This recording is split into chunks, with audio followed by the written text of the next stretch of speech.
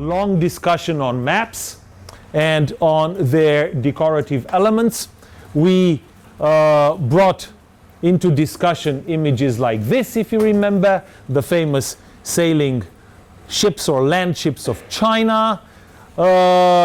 We discussed about Samuel Purchas, and here with later Jesuit fathers brought into discussion the name of Martino Martini and his significant contribution to sinology. We singled out his new Chinese atlas, if you remember, and we again reviewed quite a few of the maps included in this very, very famous series of maps dedicated to China, particularly emphasizing the beauty of such images that decorate the sides or the upper or lower parts of the map. At the end of the presentation 2 weeks ago, we basically reviewed these images, with me emphasizing the significance of such decorations on the visual language by means of which Europeans came to represent China at the end of this particular century and later. Now, this is where we stopped with Michael Boym, if my memory serves me right. This was a Polish Jesuit father who produced quite a, in the times we focus on here, few significant and interesting texts, the most important of which is going to be was dedicated to well, plants in China. It's visually stunning, and we're going to take a quick look in a short while. Before this, this is one of his lesser known texts dedicated to Chinese medicine. Basically, he in this Latin text edited by this German gentleman in 1682, we find such obviously Chinese-inspired representations of the human body. They are quite stunning, some of them. They look like this. I think that I showed some of them to you last week or 2 weeks ago. They obviously get inspiration from the usual Chinese representations of the human body at that time. It is, however, exciting to notice the attempt of the graphic artist to represent a Chinese person here in a book dedicated to Chinese medicine. You have all sorts of images like this. Their impact on the larger visual vocabulary of China or about China in Europe cannot be really gauged. I don't know if it was large or not. Still, it's kind of interesting to look at them and go through each and every one of them. Now, we can go on analyzing each and every one of them, but it's perhaps less interesting than the Flora Sinensis Boym's text dedicated to flowers. Before this, let us take a quick look and notice that in the actual text produced by Boym, we also have an attempt at representing Chinese characters, how the character for men is produced by well, the two other strokes, and so forth. This is Flora Sinensis. This is one of the most interesting books printed in Europe in the second half of the century. It is interesting because, well, it can a presence, of course, that is of interest to us. Illustrations like this one, and on the left-hand side of the book, and on the right-hand side, you have the Latin text describing the actual fruit or vegetables, or as you will see, animals as well, included in the text. There is an attempt at, as you notice, at representing the Chinese names of the plants themselves. this would be a, go ahead. Sorry, is the PPT on No. the PDF on here? No? No. Okay. Yeah. So this is a continuation of of 2 weeks ago, right? So I uploaded only the what we discussed, right? Well, it's not quite a half, it's like 1/3 or so, right? So from this moment on, we are exploring new territory, okay? So we have plant after plant being represented to European eyes. All these images were enormously influential. They would be repeated and we would see their impact on later texts as we advance in the century. I will slowly move from one to another. Some of these plants are probably, or they should be, familiar because we are in Taiwan. Now try to imagine yourself as a 17th century European who had no idea what this was about, who, just like Mendoza and others, would say later, vivid colors representing these particularly exotic examples of flora, and also by, well, the Chinese characters with their Latin transcription next to them. We have again something we will find much emphasized with Mendoza and others. We also find ideas that we can easily connect to earlier sources. We already know much, for instance, about the richness of China. We know about the plentiful of things in the same place. And finally, a very interesting point, something that Xavier very much believed and can be said to have ultimately led to his death. He believed that if the Chinese accept the Christian faith, the Japanese would give up the doctrines which the Chinese have taught them. As you can also see, he expresses his wish to penetrate even to the emperor himself, something that he unfortunately will fail to do. He died at the end of 1552, stranded on an island very close to the Chinese mainland while waiting for a chance to make it to China. Already in the realm of the fully exotic, they certainly know the names, right? This is the Haima, as you notice. It is represented kind of, recognizable. You can read if you try.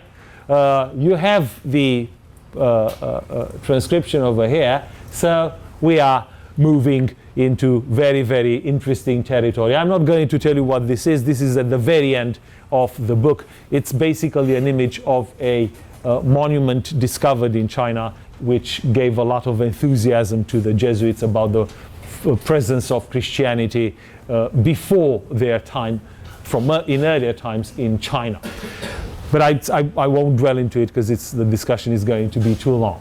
Now, we stopped last week with the very first list of names.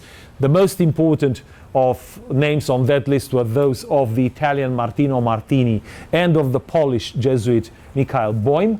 Now we are moving to a new list of names that includes quite a few very, again, important names of scholars and scientists, all of them Jesuit, active either in China or in Europe. The list starts with one Italian father by the name of Prospero Intorceta, who together continue Xavier's Chinese project. This was not possible, among other things, because of the policies concerning foreign presence on Chinese soil during that period in Ming China. His hands. The second name which was very, very well known in Europe, was that of the German Jesuit father von Bell, Johann Adam Schall von Bell, Adam Schall. Now, Schall was a scientist in particular, and he was employed by the officially by the emperor, and he produced a great deal of science is in Chinese, or all of which is in Chinese. He also wrote a text in Latin that his own experiences in China when the dynasty was changed, so when the Ming gave way to the Qing, in the Rome-based father, whose name is Athanasius Kircher, and whose name I would really like you to remember. We will discuss his many, well, one single work in particular, but we will single it out for discussion a bit later. The name of this text is China Monumentis, or China Illustrata. It's in Latin, and we will discuss it in quite some detail from the top down. So it was frustrating, and we have sometimes Jesuit fathers who become annoyed with the resistance they perceive from the part of the local authorities.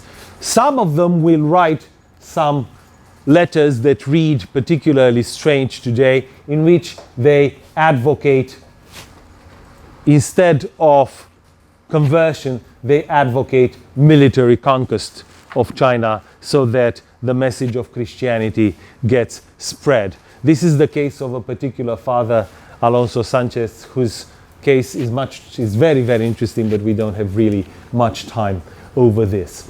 Now, as we are moving in time and we are approaching the late 1570s and the early 1580s, we have to deal with three of the most important names related to the Jesuit China mission.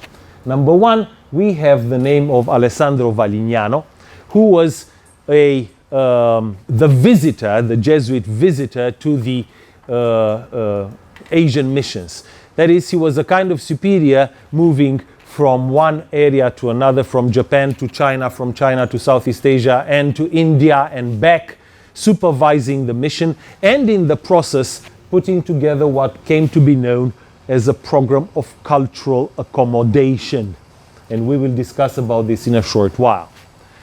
Two of the most important people in this program of cultural accommodation were also Italian.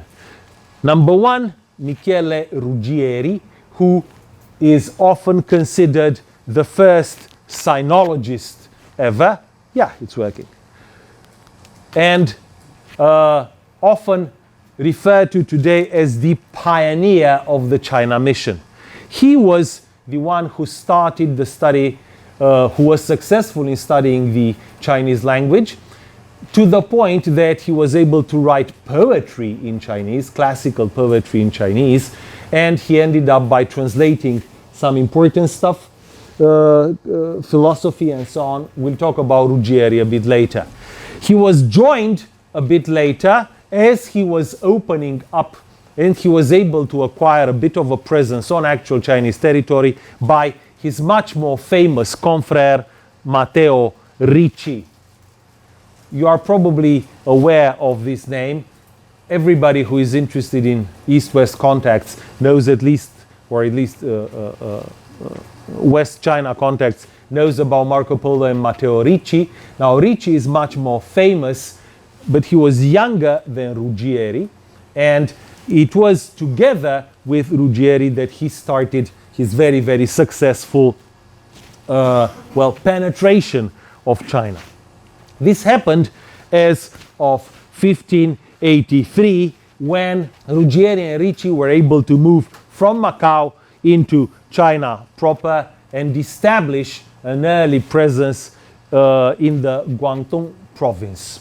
From this moment on, we will be talking about basically the progress of the mission, that is, about the way in which the Jesuits slowly found their way all the way to the imperial court. This happened 17, almost 18 years after they established a steady presence on Chinese soil. It was Ricci who made it to Beijing. By this time, Ruggieri was in Rome. He had been sent back for a number of reasons.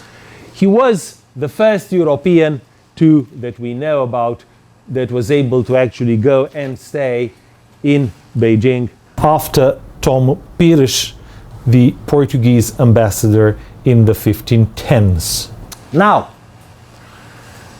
both Ruggieri and Ricci wrote a huge number of letters.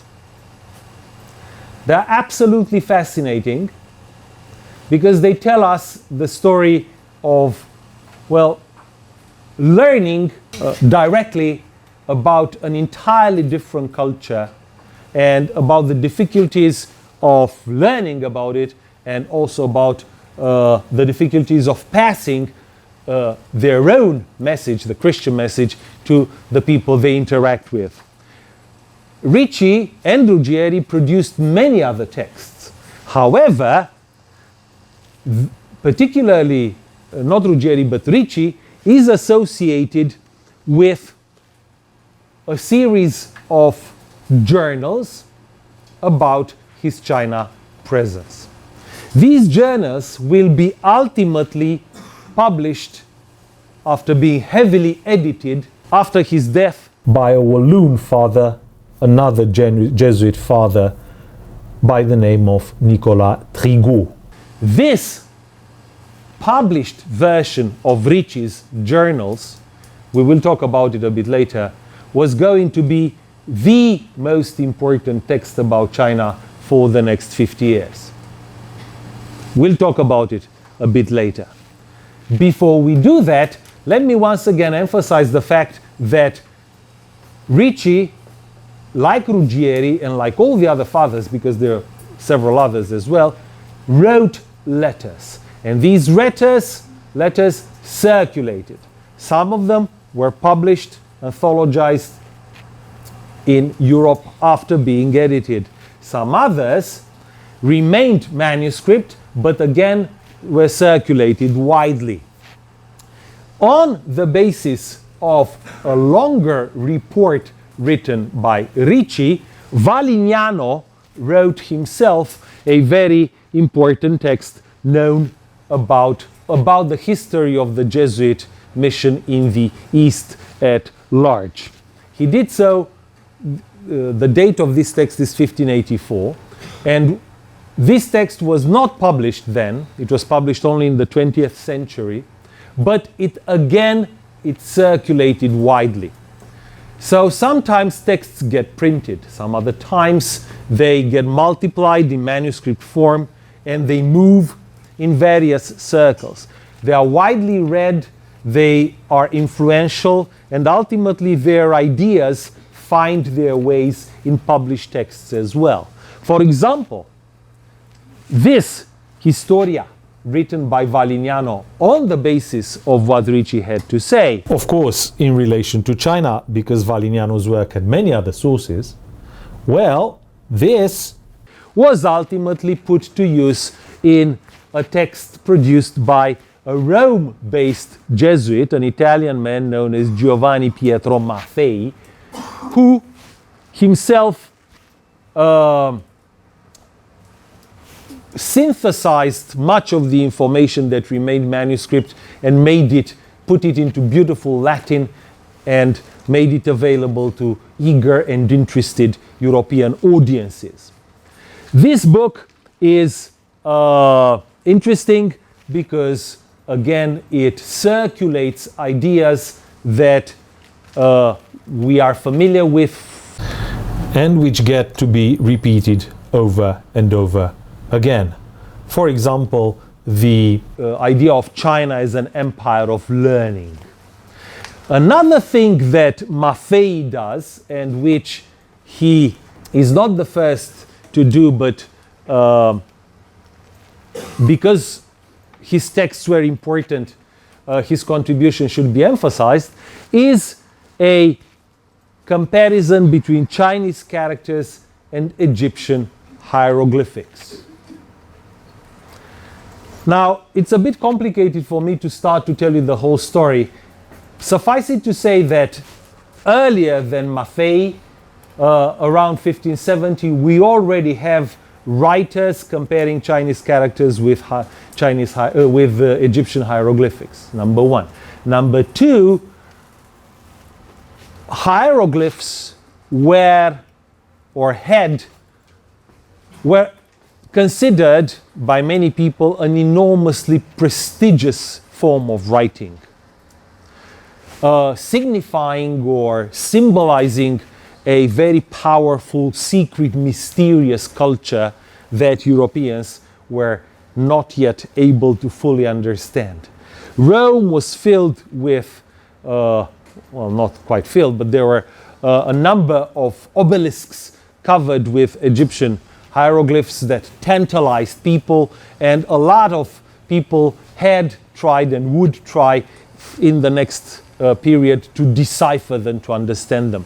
This comparison between the writing of the Chinese and the writing of the ancient Egyptians is to be understood as a kind of transfer of prestige and culture from ancient Egypt to China as well. And this is the large general meaning. This comparison would appear in many, many texts and many, many times.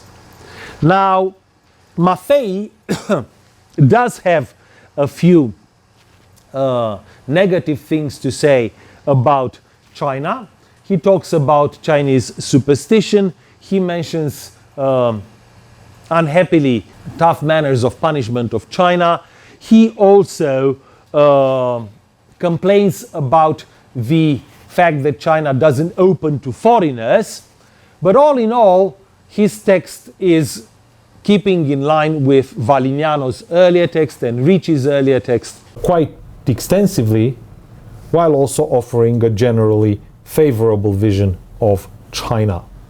Since we are in the 1580s and the early 1590s, I will mention here a man who was not a Jesuit. He was a Dominican. He was a member of the Dominican order. He was also not located in China, but rather in the Philippines. His name is, by that time, the Philippines were a Spanish possession. His name is Juan Kobo. And Kobo was an amazing linguist, amazing at learning languages. He took an interest in Chinese. He spoke a local variety of Chinese, a dialect of Chinese. He wrote a number of linguistic related texts about the Chinese language, and he also translated from and into Chinese. His translation of this moral book from 1393 into Spanish under this title in 1593, 200 years after it appeared, is probably the very first longer translation of a book from Chinese into a European language. Notice that it was not done in China, but rather in the Philippines, and it was done by not by a Jesuit, but by a Dominican. Another name on the list, another Jesuit writer who did not go to China. His name was José de Acosta. This was a historian and an ethnologist, and generally a very, very smart man. And as a very smart man, he was concerned about cultures, and he tried to understand intercultural dialogue and how such dialogue should proceed. Among other things, he wrote a fascinating book known as The Natural and Moral History of the East and West Indies. This was translated into that title in English quite early after its appearance. It is available in a modernized English translation as well, and it is worth your time if you are interested in finding out, well, how difficult it is, in fact, to communicate with a different culture when you first learn about it. Now, Acosta got a great deal of information from a man who wanted to have Spanish soldiers conquer China. His name was Alonso Sanchez. I just mentioned him a bit earlier. He was located in the Philippines, and he was sent by the Philippine authorities to the court of Philip II, well, with a number of documents recommending an invasion of China. I'm not going to tell you exactly the whole context, but basically he made his way from the Philippines to Spain via Mexico. There he met Father Acosta, who was at that time located there. And Acosta got a great deal of information about China from Ricci, indirectly, and also from Sanchez. He discusses many aspects related to China. The most interesting from our perspective, and from my own personal perspective as well, has to do with his attempt to classify Chinese writing in a larger typology of writing. So he tried to compare forms of writing throughout the world. Alphabets, the ways that the local Native Americans had written, the Chinese, the Japanese. So he tried to make his own, he tried to come up with his own, on the one hand, typology and comparative analysis. It's a fascinating read. Again, it would take us too long to go into details. Perhaps the most interesting things that concern his statements have to do with his understanding of Chinese writing in terms of number. So he talks about almost 120,000 Chinese characters to be learned or to be studied by people, at least 85,000. He also talks about the problems of having a language that is not flexionary. So what happens with Chinese grammar? To put it otherwise, it's very difficult for him to get it. So he has a problem with convincing himself that complicated statements like as José de Acosta has come from Peru can be, well, put into Chinese by a language that lacks conjugations and cases and articles. He comes up with a very interesting vision on how Chinese grammar works. I'm not going to tell you about it. You can read it by yourself. Suffice it to say that many linguists would repeat in later times the idea that Chinese language is somehow poor, that it's got a poor grammar. So it's not as complicated, as rich as Indo-European languages. This idea already appears here. All in all, Acosta, who is very open-minded and who incidentally is completely against the crazy project of Alonso Sanchez and the Philippine fathers and the Philippine authorities about the invasion of China. So he's a very rational person and very smart. At the end, he comes up with the idea that no matter how smart a Mandarin, an official, a learned official of China is with his 120,000 characters, a simple knowledge of the alphabet makes anybody who masters the alphabet superior to the same Chinese Mandarin. To put it otherwise, in the vision of writings that Acosta created, the alphabet comes at the top. This idea about which form of writing is above others will not be, however, solved so quickly. Remember, we talked about Egyptian hieroglyphs, and their potential superiority would stay in European minds for yet another 50, 60 years or so.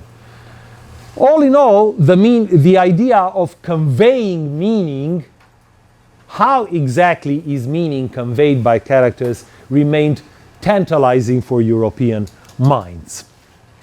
We are moving towards the end of all these stories of Jesuit fathers. The next text is of interest to us, among other things, because of its own exciting story. So, a Portuguese ship was captured by the English in 1592. And there, among the things they found, there was a book. And that book, the one we're talking about, was partially translated into English and was published in one of the it was published by Richard Hakluyt, and we'll talk about him in a short while, under the title An Excellent Treatise of the Kingdom of China. Now, the initial edition did not mention the author. We now know that it was in fact a translation from a Latin text published in Macau in 1590 by Valinano and another father known as Duarte de Sande, on the story of a Japanese embassy to European courts and to Rome. Now, this text is of interest to us because it is the very first one that talks at some length and quite accurately about Chinese religions. The form of the text is in dialogue, and if we go to the original, it has been recently translated fully into English, and it doesn't read very smoothly, I'm afraid, perhaps because of its obvious propagandistic features. It's a propaganda text meant to show the success of the Christian mission in Japan. However, in terms of how accurate some of the information it provides it is worth your time. Now, this brings me to a series of points I would like to emphasize. We already know that by now in Europe, texts specifically dedicated to China had been published. We learned about two of them last week, by Gaspar da Cruz and Bernardino de Escalante, and Mendoza as well. On the other hand, we also need to realize that there is a lot of secondary material, a lot of books that get published and that reflect, that take information from special China-related texts and modify it or rephrase it. When a text also is translated from one language into another, there is a lot of distortion. There are many, many changes happening. So we, by referring here just to some of these texts, I need to leave aside many others. So this is a good reminder of the fact that we're just scratching the surface here. Most importantly, we leave aside, as I told you, the Jesuit letters. We do not read them. We just read a paragraph from Xavier's letter a bit earlier. Many of these letters, as I told you, were published. They were published in collections generally known as Jesuit letter books. And these were crazily popular, to the point that the same book was published in several locations in Italy, for example, by several printers in Rome and in Venice or in Naples or whatever, and then they were translated often into Latin and into French and into Spanish and so on and so forth. Sometimes the Jesuit letter books were collected in even larger collections, the most important of which appeared in Portuguese in 1598. We are talking about like 2 really, really thick volumes collecting Jesuit letters related to the East, and not only since the 1540s, I think. Wonderful documents, many of them are being re-edited today very, very smartly by comparing the actual manuscripts with the published edition and so on and so forth. They are essential documents for understanding how Europe was taking in all this new information about the world. This letter writing fad continued in the next century as well, leading in the 18th century to probably the most extensive and fascinating collection published in French, the Lettres édifiantes et curieuses, that would collect an enormous amount of information from China, making it available for Enlightenment thinkers.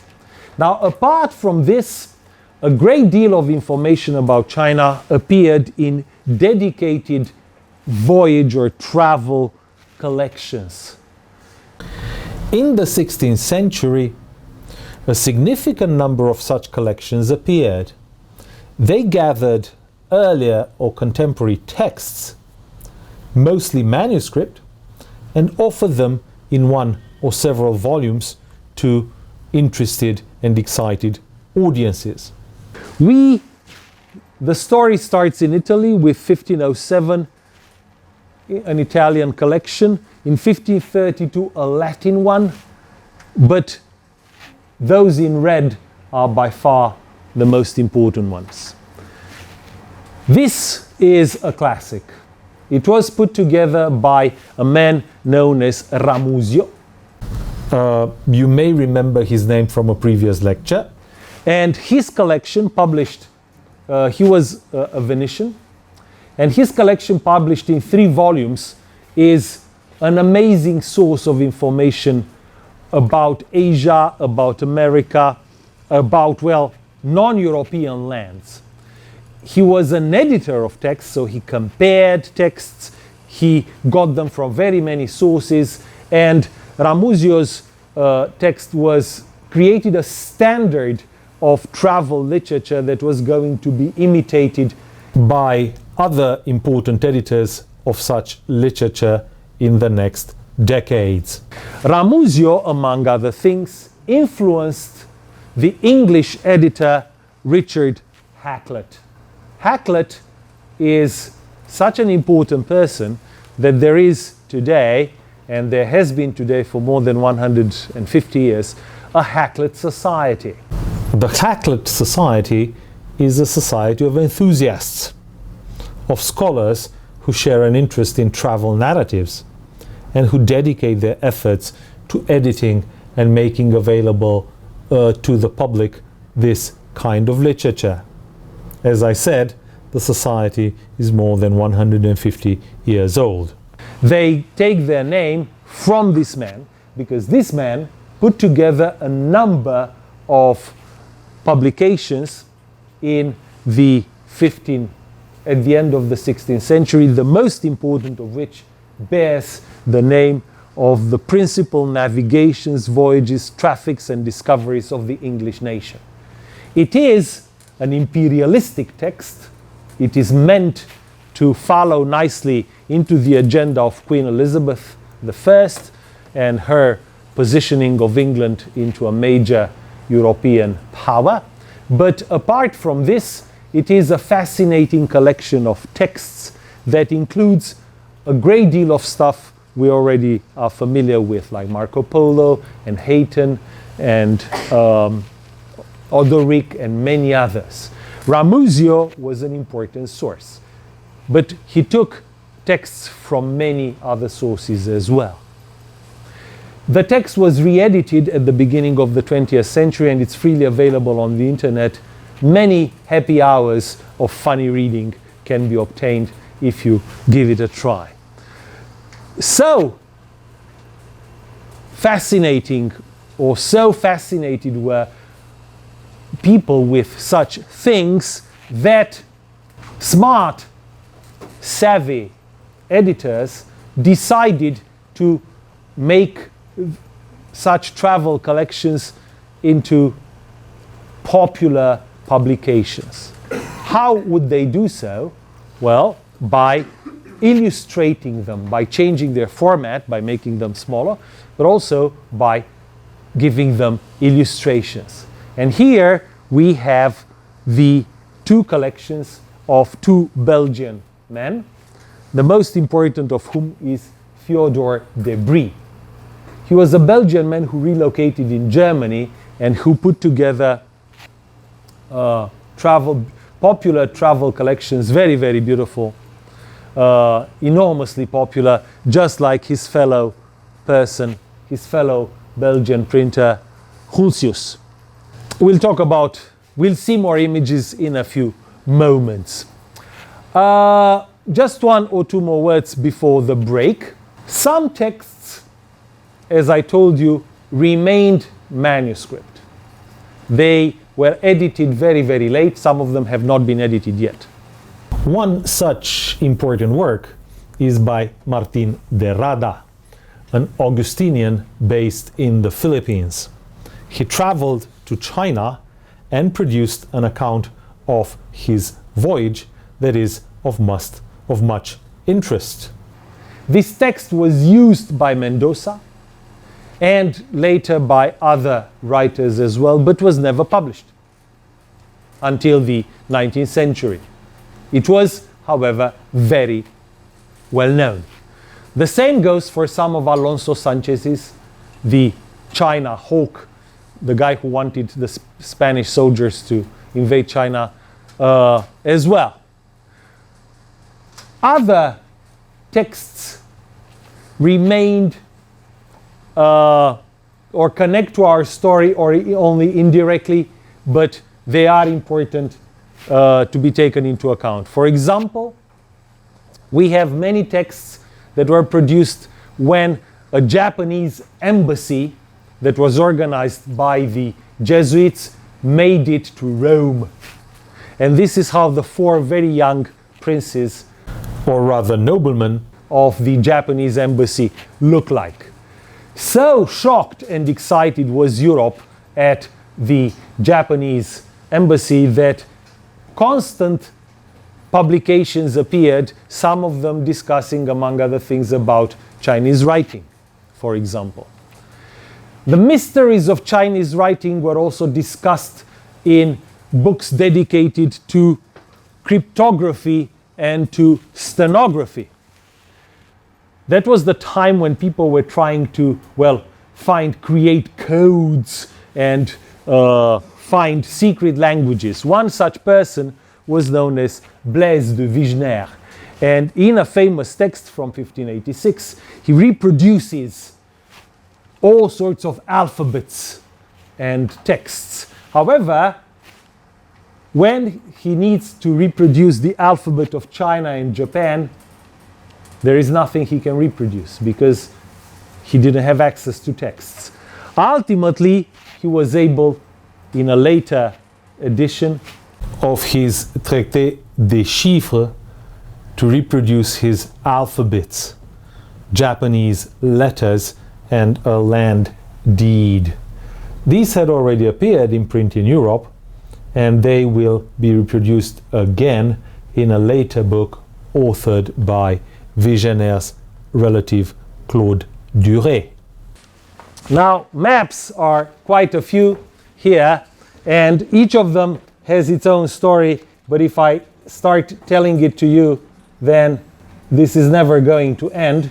Each of them is important for one reason or another. Some of them have little to do with the areas we're interested in. Often they appear on the slides mostly because they show the areas we are interested in like more accurately, but they are famous for other reasons, like for instance here for representing Brazil. As we move on, some of these maps became more influential in comparison to others. This is the case, for instance, of Waldseemüller's map, which is very, very huge, included in a 1507 text. Now, the parts we are interested in are here somewhere, and we can see, for instance, the stories we are already familiar with.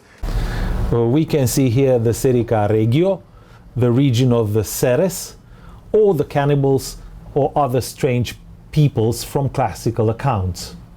Mind you, we are here at the beginning of the 16th century.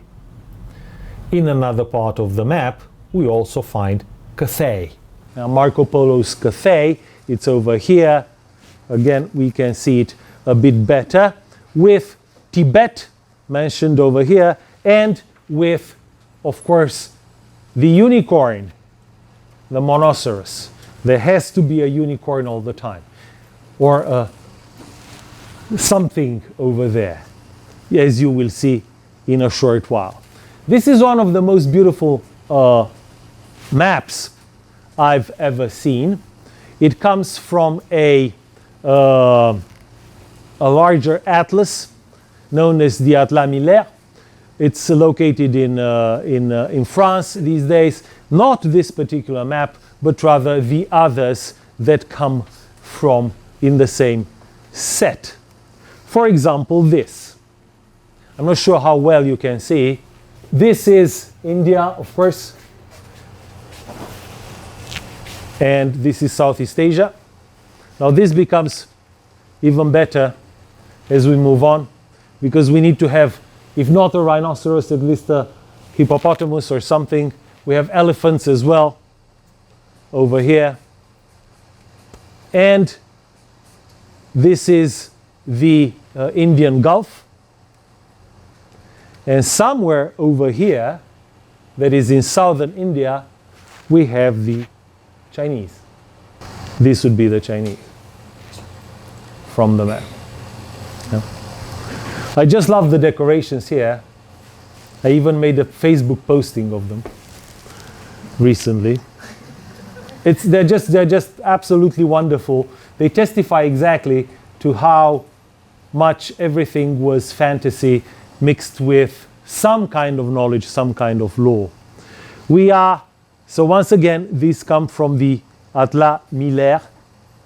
All the map is wonderful. All of it, all the maps, yeah, but we don't have time to go through all of them in quite some detail. We are moving to yet another fascinating map from 1529.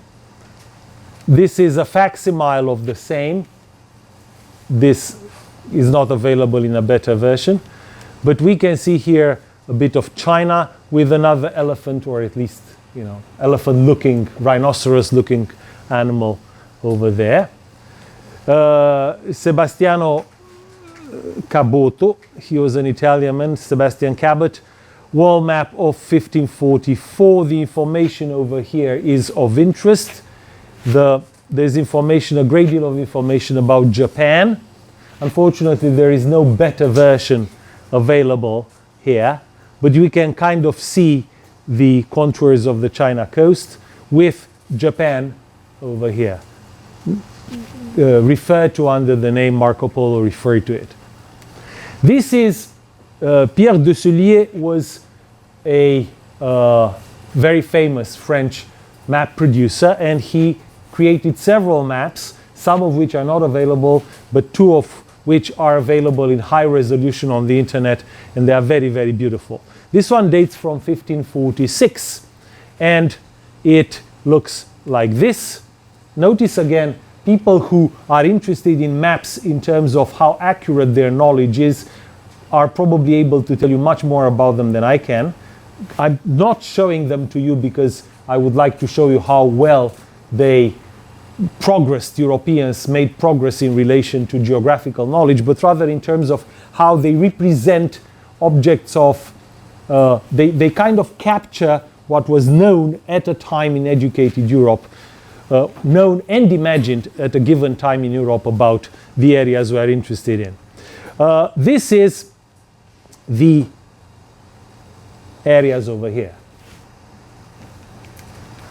This is turned upside down a bit so that you can see better the illustrations. And this is China with Japan. Okay? Now, who is this and what is this about? I'm turning it upside down, and this is what you can see at the top. You can see the dog heads,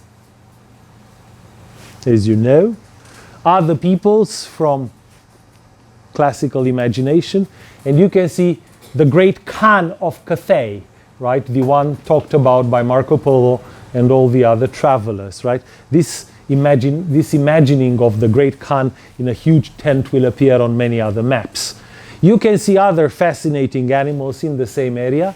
You can see the guys without a head and with their faces on their chest, and the dog heads again. All of them are somewhere in Central Asia. All sorts of other peoples that are located, well, north of today's China, we would say. The elephants, again, or whatever other animals, they need to be there. The city of Zaiton from Marco Polo, of Qinsai, all of them, there is Hangzhou and Zhengzhou from Marco Polo. And this is the second Pierre De Soulier map that is available to us. It's a bit more accurate than the earlier one. It's just as decorated, just as crazy, and just as beautiful. Unfortunately, I don't have it in such a good resolution. This is the part we're interested in. Again, you can see the great Khan in his tent. This is turned upside down.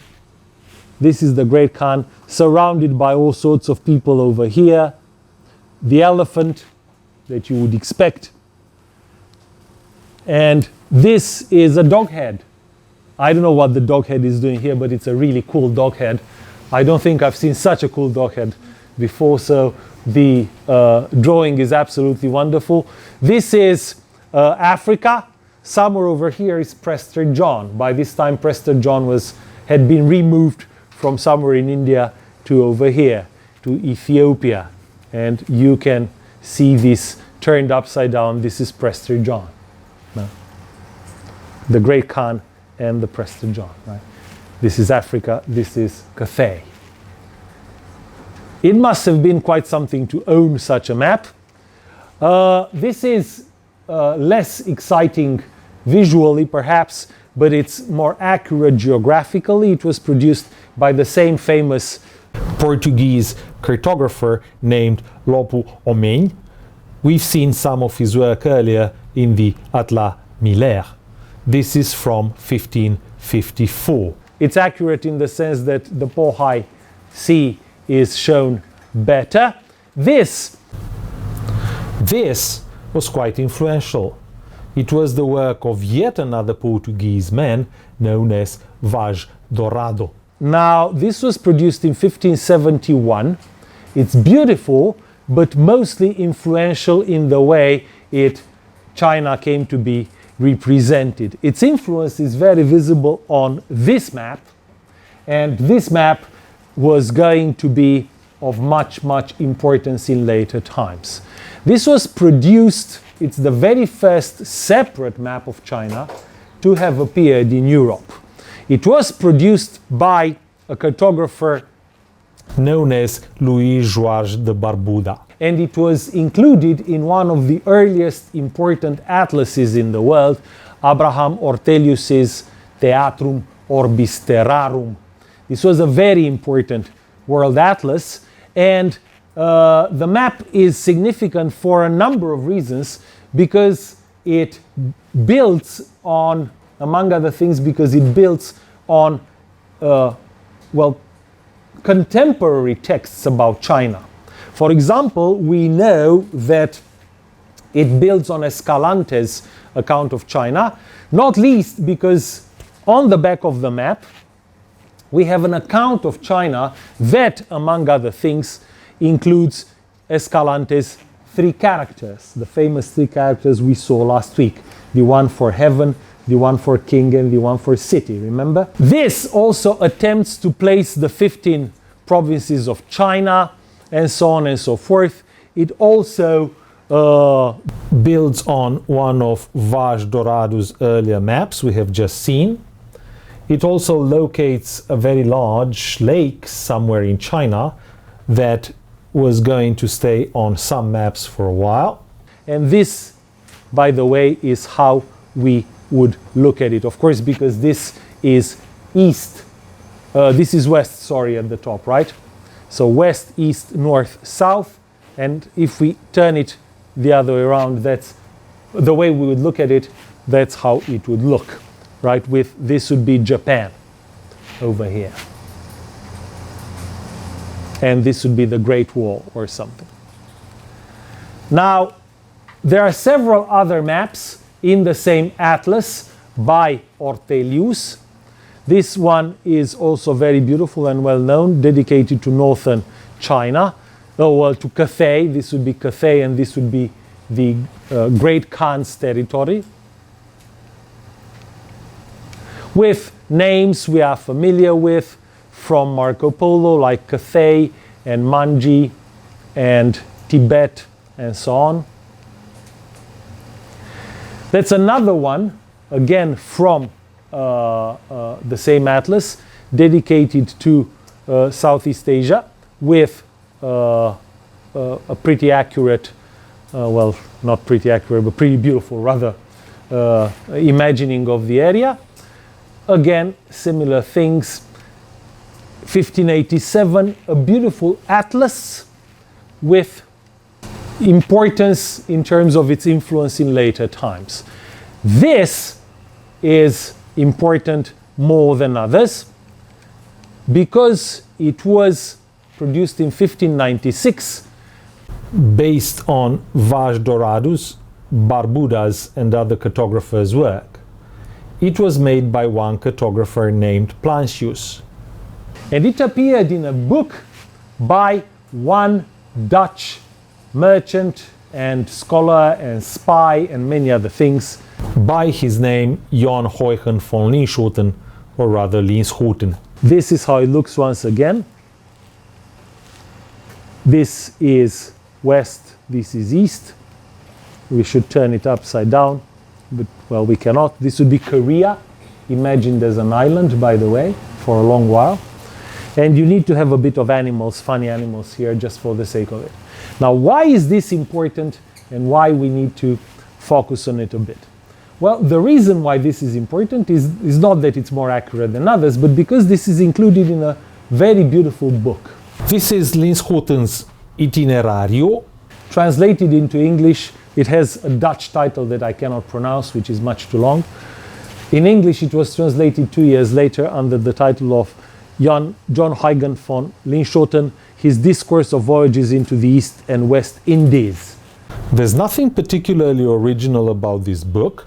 It basically steals Mendoza, but it appeared with beautiful illustrations and this map.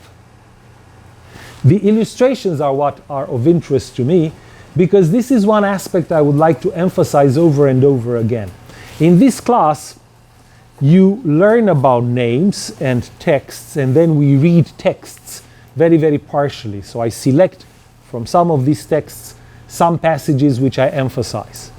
But the China of the European eyes, of the European minds that we are trying to study here, was equally produced through images, through visualizations, through beautiful manuscripts, through beautiful illustrations, that as we are moving into the age of print, away from the time of manuscripts, are becoming more and more powerful, more and more common. And Linschotten's book is one of the most important, earliest such collections of visualizations of China. So imagine Linschoten as giving a visual dimension to Mendoza's text. the one we studied last week. This is, by the way, Linschoten. He is very important for a large variety of things, among other things because he worked for the Portuguese but stole information from them and made it public to the Dutch and made it public to the world, so that the Portuguese were not able to keep the secrecy of some of their places, but that's a different story.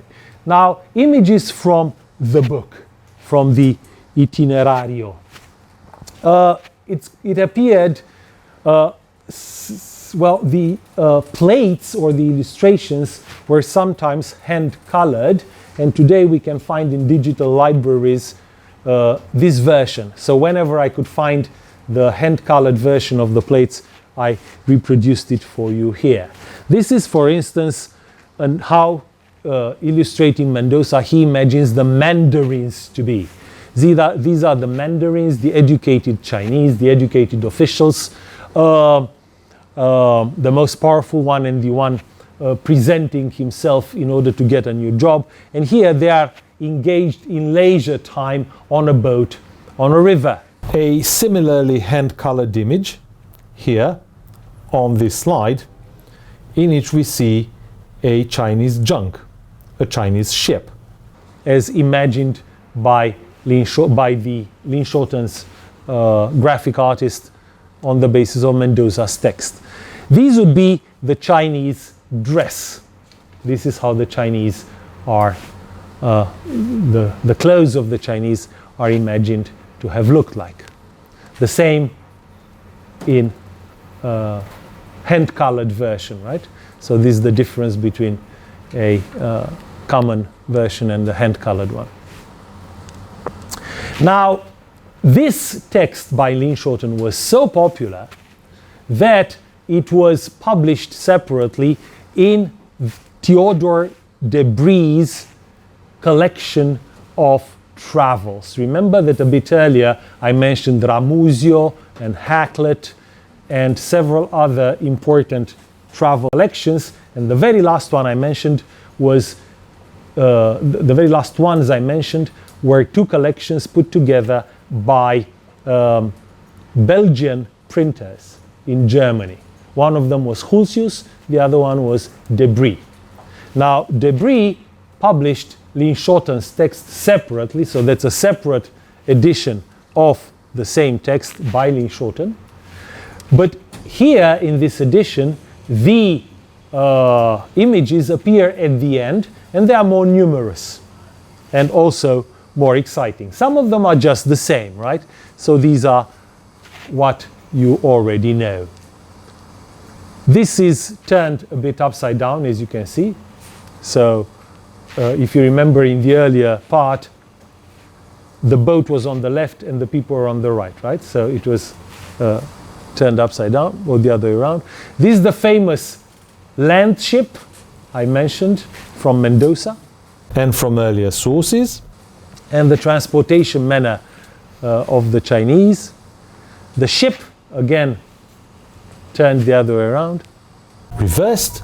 This is about, this is a ceremony. This is new. This is in De Brie, new, completely new image. Again, this is in a ceremony, this is a religious ceremony. In De Brie, this is an idol, a three-headed idol of the Chinese. And the devil, because they are not Christian. Justice, tough justice in public. Even worse, and mind you, Mendoza emphasized the nice, not nice, but rather the the tough but just forms of punishment of China. This is only partially colored, even more powerful as such.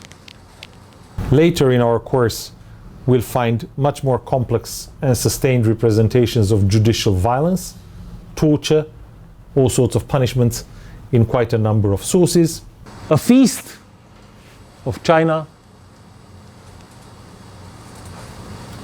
a tomb and burial and funerals, how the dead are buried and the funerals of the Chinese. And from a different volume, Chinese represented from a different volume of Linschoten in De Brie, other representations of the Chinese. This guy is wearing a fan and this one an umbrella. And that would be a Chinese temple. Such images create a visual image of China that we will find repeated, rehashed, negotiated for the next 200 years. It starts now. The European aesthetic phenomenon known as chinoiserie, which we will talk about a great deal, has its roots in this. Well, some of its roots, at least. But we'll discuss more about this when the time comes. A new discussion. Now, the 17th century developments we need to cover today are, well, quite a lot. We'll move quite quickly at the beginning. This particular image will come up later. It's very, very important because it relates to a very, very important book published in 1687 known as Confucius Sinarum Philosophus. This is something we need to concentrate on later, well, probably next week. Until then, a quick reminder of why we should call the 17th century as the Jesuit century. The Jesuits were not the only travelers to China, certainly not, and they were certainly not the only members of religious orders traveling there. Actually, there were members of other religious orders attempting and later succeeding in acquiring a presence in China, but yet the production of China for Europe, the way that China was offered to European audiences, was very much a Jesuit monopoly for a good part of this century. Even number-wise, if we discuss in terms of missionaries, the Jesuits dominated. There were like almost 1,000 missionaries traveling from Europe to China for 250 years.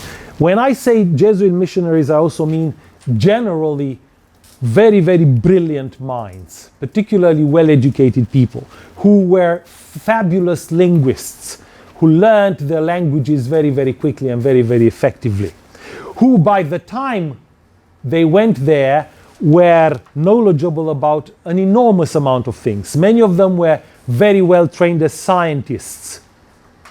They were, in many senses, some of the best minds that Europe had. These people continuously emphasized an image of China that was largely favorable, largely positive, and also suggested that China constantly was on the brink of conversion. No, well, not quite constantly, but there was hope for China to become a fully Christian country. Later, the Jesuit influence in the 18th century would abate and there would be much controversy about them. But at the beginning of the century and for the first 70, 80 years or so, there is very little that stood in the way that China, that their image of China caught European imagination. Now, we have several images of these fathers here. We'll talk about each of them in due time.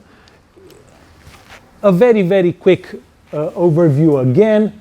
Xavier, well, first that the Jesuit order known as the Society of Jesus was founded in 1540. I should have told you these things a bit earlier. It involved many important people. Francis Xavier was the earliest important China-related individual we should mention. Then we have Ricci and Ruggieri. I've already mentioned them. That's why, I won't be going back to this. And we can focus on Ricci directly now. Now, we have seen several images of Ricci over here. That would be one, that would be the second, that would be the third, all of them portraits of Ricci, who was very, very, very important person for the China mission. Other images, most of the portraits are made later, but people knew about Ricci and the mission. Now, Ricci, as you may remember from a bit earlier, had been selected together with Ruggieri in order to implement Alessandro Valignano's Accommodation Project. I said a bit earlier that I would explain what accommodation basically means. Valignano was a kind of Jesuit overseer. His title was that of a visitor. He moved from one Jesuit mission to another throughout Asia between India and Japan, and he spent most of his life doing just on a ship from one place to another. Most, or rather much of his late life, that is. And in the process, he crafted this particular project, the so-called accommodation policy. What does it mean? It means accepting and understanding the local values of the local culture, or the values of the local culture, taking it in its own terms, learning the local language, and coming up with Western knowledge, trying to fit rather than contradict or destroy or replace the local forms of culture. More on this a bit later. It was under or with Valignano's blessing that the Jesuits started to use science, Western science, as a tool for convincing, for gaining respect from their Chinese partners. So all sorts of things, material things like telescopes and clocks and compasses, and mostly maps, made their way from Europe to China. Some of them came to be produced in China proper. And it is a map that we will start our discussion about Ricci with as well. Ricci produced, in fact, 8 world maps, all in all. And the story of these maps is pretty complicated here. And you have one whole slide taken from an article explaining exactly what the differences are between them. Now, not all of them survive. The one that does looks like this. It is a fascinating map because it was produced in China in Chinese, and together with the several others, it was edited or it was reproduced many times, and there are many manuscript copies both in Korea and Japan apart from China. Now, why is this such an important thing? Well, it's an important thing for many reasons. If we compare it to earlier Chinese ways of representing the world, that's one way of discussing the importance of this map. If we notice the way that the Pacific Ocean is located at the center with China very close to the center rather than Europe, this is also very important. But for many other reasons, this is an essential map. This is a better copy from later times of the 1604 version, and we are going to refer to it. Now, this is how it looks, the large version. This is the text in the center that is of much importance. Because here, this is how it looks. And this is the Chinese text. You can have fun with it. That was written by him, so this kind of tells us how well he knew his Chinese at that time. Yeah. There are passages that I have selected for translation from different sources. Once upon a time, he says, I believed that wisdom consisted in manifold experience, and therefore I never gave up in front of distance, even of 10,000 leagues, going and questioning wise men and visiting renowned cities. But how long is a man's life? It is certain that only after many years can one gain a complete science based on a vast observation. But then one becomes so old that the time lacks to make use of such science. Isn't it a painful fact? This is why I trust in maps and history so much. History to fix the observations, and maps to hand memories down to posterity. So a map is a way of remembering things and fixing knowledge, making it stay. Then it continues from a different translation. Filled with admiration for the great Chinese empire, whose fame extended over 10,000 li, I came from the west on a floating raft in the year 1582. Certain scholars of Guangdong requested me to make a map of the various countries I had passed through, so that the memory of my journey might endure. At the time I was not yet thoroughly conversant with the Chinese language. Nevertheless, I made a series of selections from the maps and books which I had brought with me, as well as from the notes and diaries of several years, and had them engraved on blocks. So this is his own private story, how he started, how he did it. Now, these are the passages that contain, that testify or that explain this little note I made here. The fact that it contains antiquated, strikingly antiquated geographical material coming from Herodotus and from the Western heritage, and new modern information. We have here information on what? Let's see. We have on the map information on a country of dwarfs. You can read by yourselves the description. A country of women. A country of disembodied spirits, the Guiguo. A country where people are suspended, where the dead are not buried but their corpses are suspended from trees by means of iron chains. And finally, along such funny, crazy, classical times information, we have information on China as well. Very little, because he feels that his audiences already know a great deal.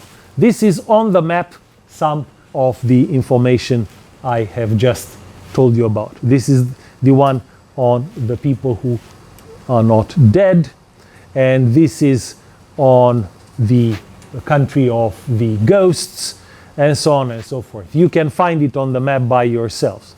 And this is on the information on China, on how the Daming, the great Ming, China, how famous it is, and so on and so forth. Okay, now, later copies were made, many of them have disappeared, some of them are still preserved. This is a very beautiful one located in the Nanjing Museum. Unfortunately, the resolution is not very beautiful, but I cannot help wondering why or what made, under the influence of who, or under whose influence the decorator of this map decided to add the fancy animals over here and the ships, right? Who knows? You can see the animals a bit better. Cartography scholars can, of course, tell you much more here. In fact, we'll see similar decorations on later Jesuit maps as well, as we'll find out next week. A Japanese copy made a bit later, and the way that this map influenced a later map included in a 1609 Chinese encyclopedia. This is a fascinating Ming time encyclopedia about the, an illustrated encyclopedia of the three realms of the Santai, of the realm of heaven, of the realm of man, and of the realm of earth. And this is the map that shows, obviously, Ricci's influence. This book is absolutely fascinating. It's got no connection to what we just discussed, but when looking through it, I couldn't help selecting a few images for you to have fun with. This would be the country of women, and this would be the country of dogs. Now the legends here, or the stories, come from the Chinese lore rather than from the one that Ricci illustrates, but they are still funny to look through. The images are of course accompanied by text, which is itself fun to read. They had been in Chinese encyclopedias for quite a while, but this is illustrated and pretty beautiful in and of itself. Now Ricci ultimately was able to make it all the way from 1583, when he first set foot on Chinese soil, to 1601 to Beijing. And he did so by charming his way, literally, by convincing people about his How much of a bona fide, genuine scholar he was. How wonderful his scholarship was. He produced maps and he produced geometrical instruments and astronomy related things and so on and so forth. He also fascinated Europeans, Chinese famously, through his language skills, most specifically through his memory. Several times he made a kind of a show by asking people to mention, to speak to him, actually to show to him a list of characters, hundreds of characters, that he would look at only once and then reproduce from memory in front of everybody, both in the order he had seen them and the other way around. This is the kind of thing, the kind of photographic memory that wowed and shocked his audiences. He acquired such a fame of a Western scholar that he ultimately gained access to the Chinese court. A very beautiful book by the same historian I mentioned, I think during our second class, Jonathan Spence, The Memory Palace of Matteo Ricci, tells the story of Ricci's life. A very, very beautiful book. Now, this is what he wrote in Chinese, in Portuguese, and in Spanish as well. Some of his letters in Italian. Some of these texts are book length, like for instance his treatise on friendship, or his 25 words, or chapters of an extraordinary man. Some others are short, like this one, about how to acquire a good memory, or religious, like The True Meaning of the Lord of Heaven. Many others are scholarly works, like for instance the Portuguese-Chinese dictionary that together with Ruggieri he put together. This one was never published until very recently. It was kind of lost in an archive until the 1930s. We are not sure that who did what in the dictionary, but obviously it must have been a collaboration between several people, probably with a Chinese brother as well. Or perhaps a Chinese convert. Notice that he had a great deal of translations as well. Much of his scholarly work was translations of the Euclid, the father of Western geometry, of astronomy, of mathematics, of many, many other things. Some of them were co-translations in the sense that Ricci spoke and other people noted down. Now think about it. You have words that have absolutely no correspondent in Chinese. And you need to express those words that are, and build logically on them, like science, right? You need to create a vocabulary that makes sense, a vocabulary that stays the same throughout your work, and that ultimately makes the knowledge, the scientific knowledge you want to convey, clear to those people.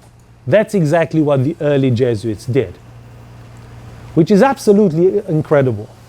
Now, apart from this, he wrote a huge amount of letters, and he penned the journals I mentioned a bit earlier, but we will get to this in a short while. These are some of his published works related to astronomy or trigonometry or several other things. This is from a later edition. This is the title page of the very famous Catechism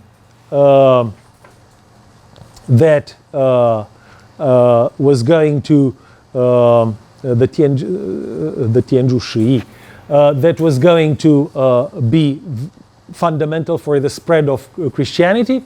And this is from a very strange text, which is known as the Wonders of Western Writing. It's not really strange, it's basically a Romanization together with tone marks of Chinese characters.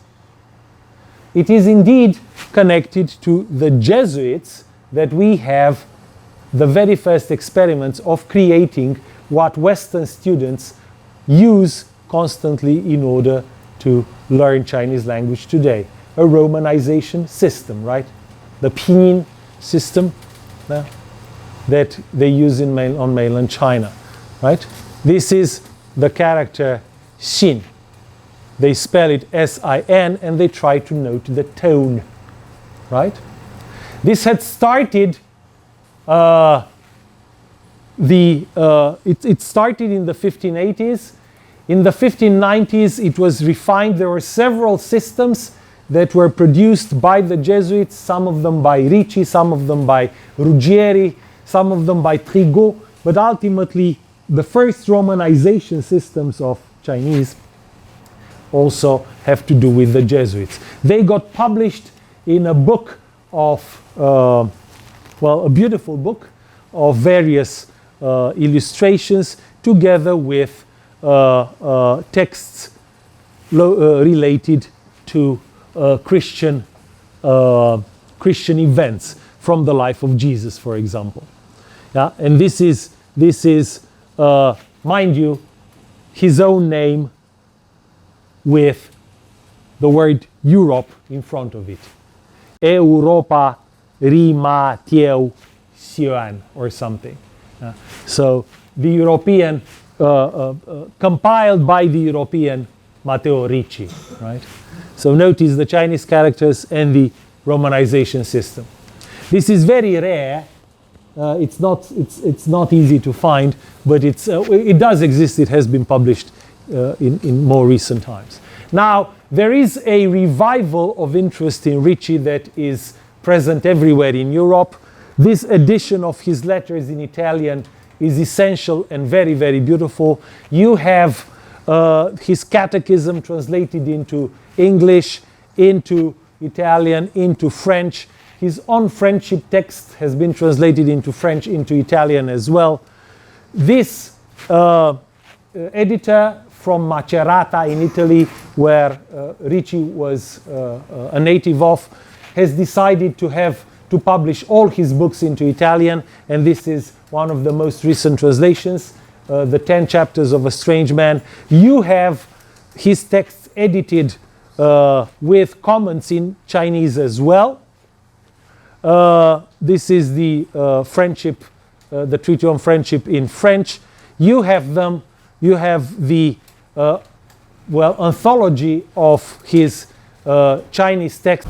I'm not sure it's really complete, but it's very useful, and it's been published both on mainland China and Taiwan. His mathematics was very, very important and appeared in many other texts. All in all, Ricci found the best way for China to implement the accommodation policy of Valinianos. Basically, he decided to combine Confucianism with Christianity and consciously reject Buddhism and Taoism. Together with a number of converts, of high-profile Chinese converts, the most important of whom are known as the three pillars of the early Christian church, all of them fascinating people in their own right. So we have here Yang Tingyun, Li Zhizao, and Xu Guangqi, all of them essential, very important scholars in their own right. They implemented this process of cultural accommodation, whereby Christianity was grafted upon Chinese culture, with Confucianism playing an essential role. At the same time, basically rejecting Taoist and Buddhist ideas. The basic fundamental approach that Ricci worked together with his colleagues and Chinese converts was to suggest that convergence between Christianity and Confucianism is something natural, that Confucian teachings are, or can be made to be, very much compatible with Christian visions, and that Christianity is not such an exotic, strange, foreign set of teachings as it might appear at first sight. The whole process came to be known, and we find it in different ways like this, under this famous formula. This has appeared in various ways as well. To supplement Confucianism and displace Buddhism. Buddhism would be here a larger name for anything not Confucian. So a new Confucian Christian synthesis was what was the Accommodation Project as thought out by Ricci and his people. We can find its best illustration in by far the most important book associated with Ricci. This bears the name of De Christiana Expedizione, or On the Christian Expedition to China. It was not published by Ricci, it was published by Nicolas Trigault, on the basis of Ricci's manuscript journals. So Ricci, when he died, he left this book in manuscript. Trigault got it, went to Europe, and on his way to Europe translated it, and in 1615 he had it published under this title. This was itself translated into many, many European languages, and as I told you, became the super China bestseller of the 17th century. I'll discuss about this next week, but I want to tell you about the Christian expedition. The story of this book is interesting because for 250 years it was read, 300 years, it was read in the version published by Trigault. Then a man known as Pietro Tacchi Venturi, an Italian man, decided to publish, found and decided to publish the original manuscript of Ricci's. Tacchi Venturi was no sinologist, so this version, which appeared in 1913, was not that great.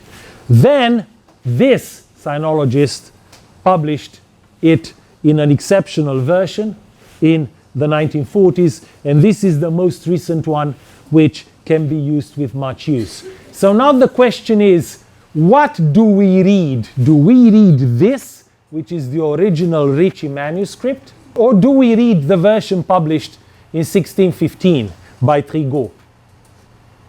Most scholars today would want you to read Ricci's own text, and indeed we should if we want to find out what he himself thought. Indeed, we want to find out how he himself put it.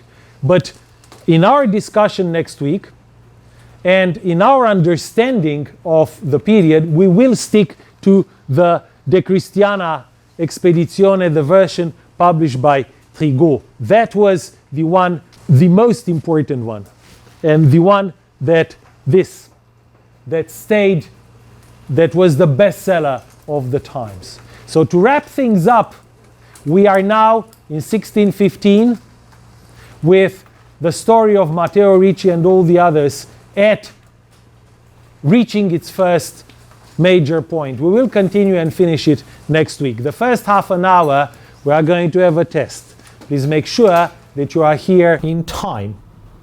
I will see you all next week.